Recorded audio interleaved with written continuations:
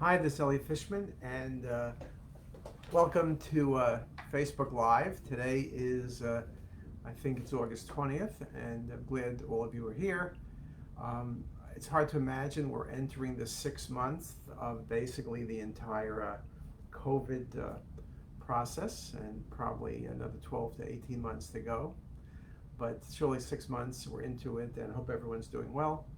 And so, in terms of looking at some of the work that we are doing and some of the things we think about, I chose for the next 2 weeks, the next two Facebook Lives, to speak about incidentalomas. There's been a lot written, and I've been doing a lot of reviewing of things on incidentalomas. I have to prepare some talks, and I just finished actually doing those talks. But I thought I'd speak about incidentalomas and just some of the things we need to think about, because incidentalomas are really one of the important things in radiology and challenges. Now, when you ask the question, what's an incidentaloma, that's kind of easy. Just go to Wikipedia, it knows everything. And basically, the incidentaloma is a finding for something that you're not looking for, which means if I'm looking at for a pancreatic mass and I find a kidney thing or a liver thing, it's incidentaloma. If I'm looking for a liver thing and I find a pancreas thing, it's an incidentaloma. So it's very common, because one of the great things about CT, we know, for example, rule out appendicitis. In 25% of the cases, you'll find appendicitis. In 60%, you'll find another cause for the symptoms, be it cholecystitis, pyelonephritis, a renal mass, aortic aneurysm, liver abscess, liver bleed. You can name 1,000 things. But I think the great thing about CT is that it's not really a focused exam, because if you're looking at the kidneys, you're going to see everything else. And you need to look at everything else. And we know sometimes the greatest effort that we do see really is in those incidental findings. So if you look at articles, many articles have been published. Now, how often you see incidental findings will really be totally dependent on many things. So one is the age of a patient. If someone's 20, incidental findings are uncommon. If someone's 70, it's really common. There was an article written on TAVR patients. So they were all over 70, yet over 17% set of findings that was somewhat significant. If you look back in the old days when we did whole body scanning, Brad Zawoski wrote an article, one of the first articles on whole body screening, that showed that a third of patients who came in, so these are well patients who came in, range of age probably 40 to 70 or 80, those well patients, a third of them had a finding. Now, out of that third of findings, some were lung nodules, some were aortic aneurysm, some were gallstones, but it was a third, and still a lot of that becomes very, very important. So it's common. So let's think about what are the things that we think about as incidentalomas, and maybe I should go by an organ-based thing. So the first thing I'll speak about is the adrenal. So the challenge for the adrenal, of course, is that anywhere between 6 and 10% of people have adenomas. And adenomas are very common, typically under 4 centimeters, usually under 3 centimeters, and typically of low CT attenuation. And low CT attenuation means that it's under 10 Hounsfield units. If you have a non-contrast scan and a lesion in the adrenal well-defined under 10 Hounsfield units, it's an adenoma.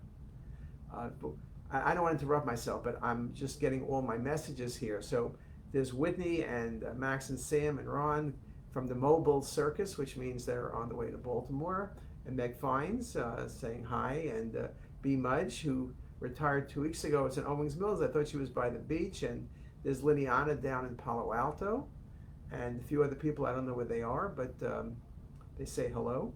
So where was I? So talking about adenomas. Now, so the easiest thing is if you have a non-contrast scan, a lesion's well-defined as an adenoma. People have written articles that are surely in a patient with no history of malignancy, and incidental adrenal lesion under 4 cm, 99.9% is benign.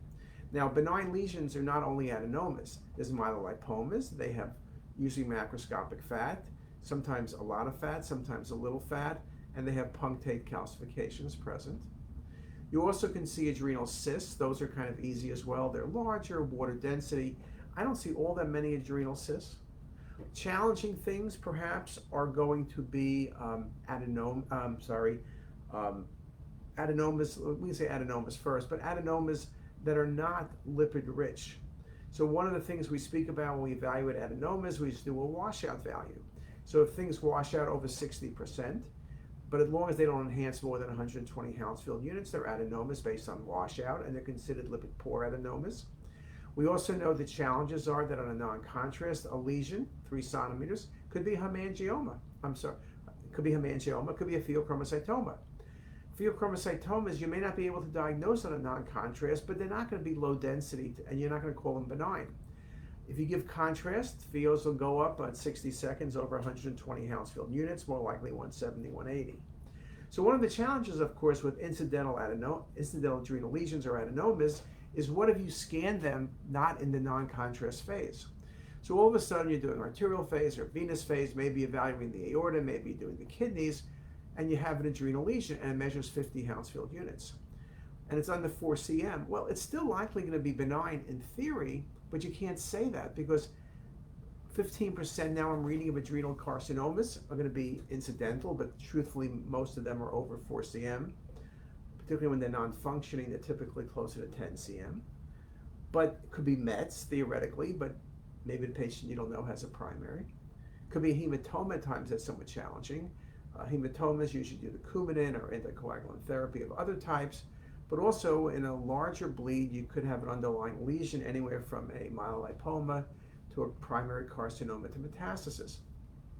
So things we talk about as a challenge, one phase, adrenals 50, I can't say what it is. So you'd have to bring the patient back, do a non-contrast.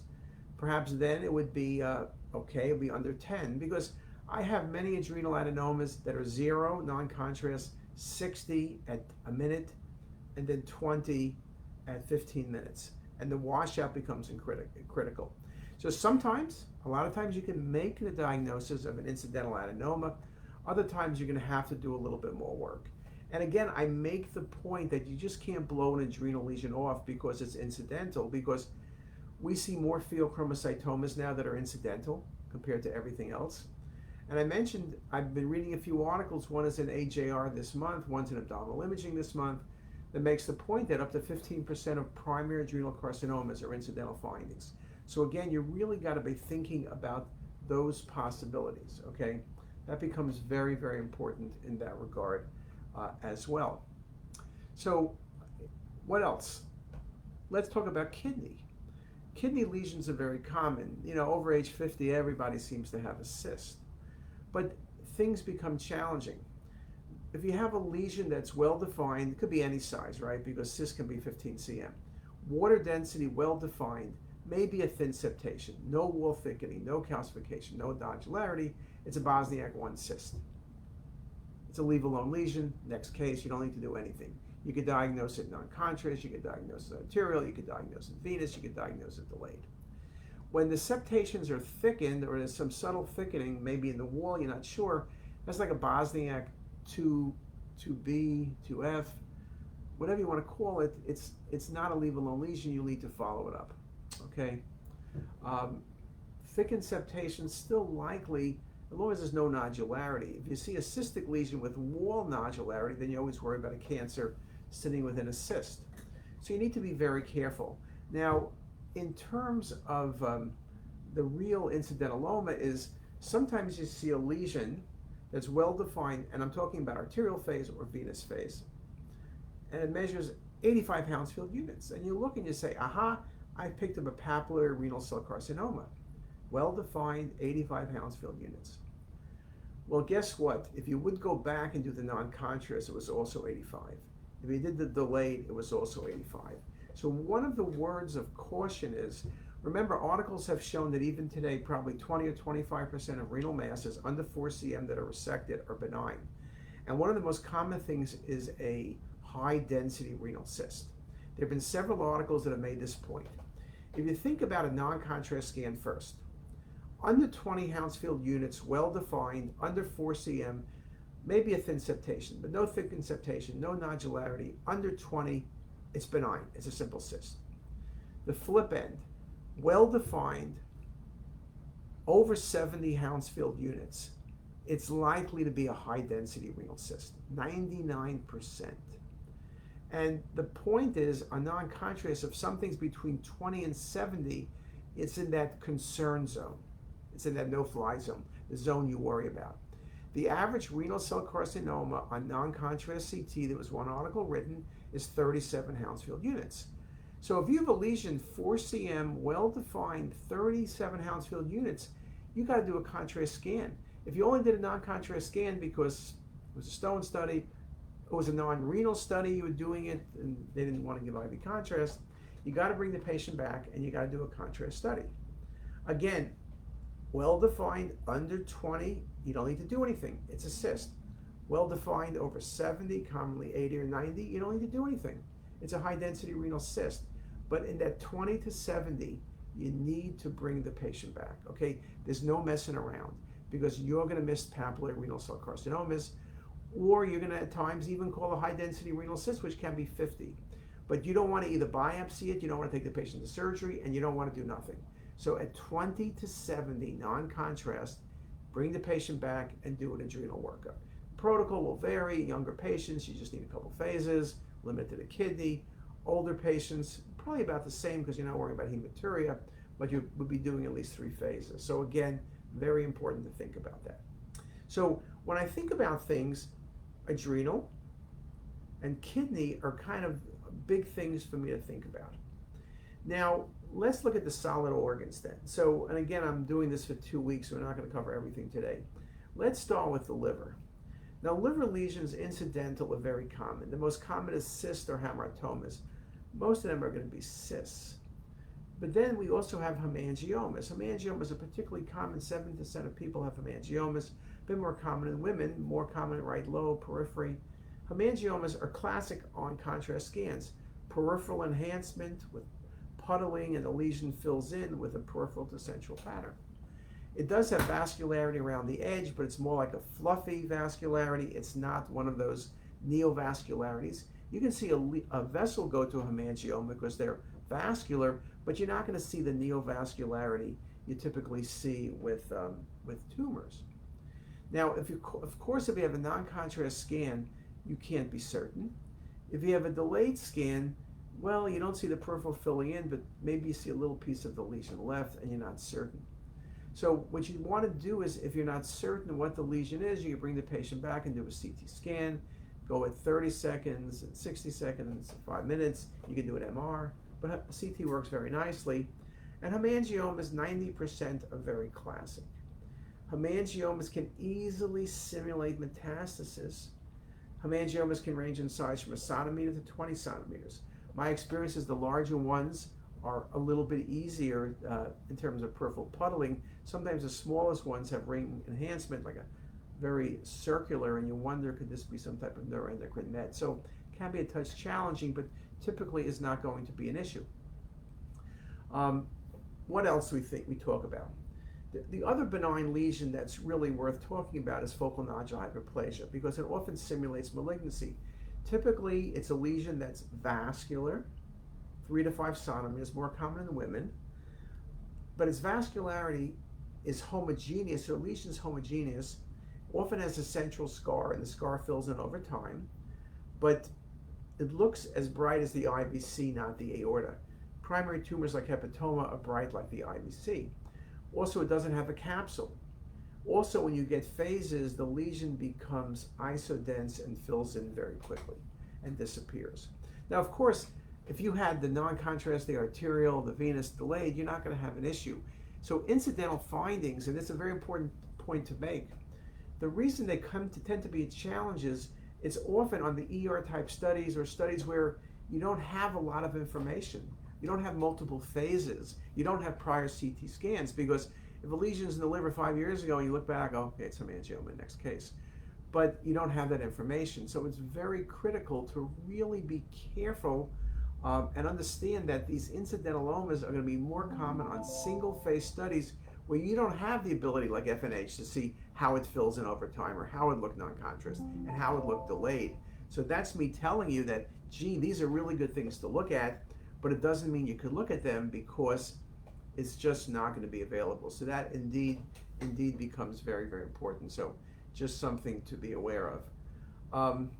Other things in terms of liver lesions, We talk about hepatic adenomas, which are, most people feel, are pre-malignant compared to become hepatomas. They tend to be vascular. They can have relative pseudocapsules, almost like hepatomas. They don't have, surely, the enhancement pattern of hemangioma with peripheral puddling and filling in over time. They don't have the enhancement pattern where you could potentially say with FNH where they're nice and homogeneous. They tend to be a little bit more irregular. They're not uncommon multiple. And remember, hepatic adenomas are something that typically will potentially bleed. So it's very important. Now, in terms of other liver lesions that can be incidental, focal fatty infiltration. Now, when you have the whole liver, fatty attenuation, lower attenuation by tendon, the spleen, you see the vessels really well, that's really easy. What's tricky sometimes is focal fat, where it kind of looks geographic near segment 4B, but even in the periphery of the liver, it's low density, sharply marginated, maybe wedge shape, and you're saying, am I missing a tumor? Is there a tumor and then peripheral flow related changes, or is it something else? That indeed becomes really the question, and it can be somewhat challenging. I think usually you can make the diagnosis on CT with the right phases. If you're uncertain, MR can be helpful, ultrasound can be helpful as well. But focal fat can be somewhat of a challenge. Obviously, in terms of cystic lesions, I mentioned cysts, and that's the most common, and they can be large, I said. Now, if cysts have nodularity, if they have thickened septations, if they have some wall enhancement, then all bets are off, because we do see cystic lesions, right? Biliary cystadenomas and cystadenocarcinomas, with the carcinomas maybe having some nodularity, but not always. We talk about cystic metastasis from GIST tumor. We talk about ovarian cancer giving cystic metastasis. So we talk about abscesses being cystic. Now, the thing about abscesses, usually the patients are sick. It's not an incidental finding. And if you have an abscess, which can be confused with a metastasis or a primary tumor, you have perfusion changes around the lesion. So you're not going to get a perfectly well-described low-density lesion. When you have an abscess, you have all sorts of issues and perfusion changes around it. So that's a little bit about the liver. So we did adrenal, kidney, and liver. Big areas will include also the spleen. We're also going to talk about the bladder. We're also going to talk about the stomach and bowel. And we're also going to talk about some of the vascular as well as musculoskeletal incidentalomas. But I see my time is short, so if you have any questions, rather than me coming up with something, starting a thing and having to rush through it, I'd rather wait. I don't see any questions. I see a lot of hellos, which is very nice, including Stephanie from over in the Jayhawk, which is a few hundred feet away to the left and right. And Hope B is doing okay in Owings Mills, probably messing around the house. She has her sunglasses on, I can see. And well, if that's about it, then I'll stop there. Just let people know we did have 2 apps upgraded on the Apple Store this past weekend. Our new iPearls app with all of the pearls you wanted to know and then some. Well, now we have a search engine, so you can type in pancreatic cancer, you can type in SPEN, whatever you want to type in, it'll find it. Before it was just all of these pearls without any good organization. Now you can search it, works spectacular. At split second, you'll find what you want. And we also have our new iQuiz, so we update the quiz every 6 months. So it's 60 new cases. This time I went all out with the pearls. There's probably 700 pearls. So now we have, we do 120 cases a year. There's well over 1,000 cases in pancreas. For example, it's over 170 cases. Each of the cases, you can take it as a quiz with your answer. It'll tell you the correct answer. It'll tell you the pearls, and it'll also have a discussion. So with that, I thank everybody for their attention, and I hope you have a great day, and hopefully I'll see you next time. Be good.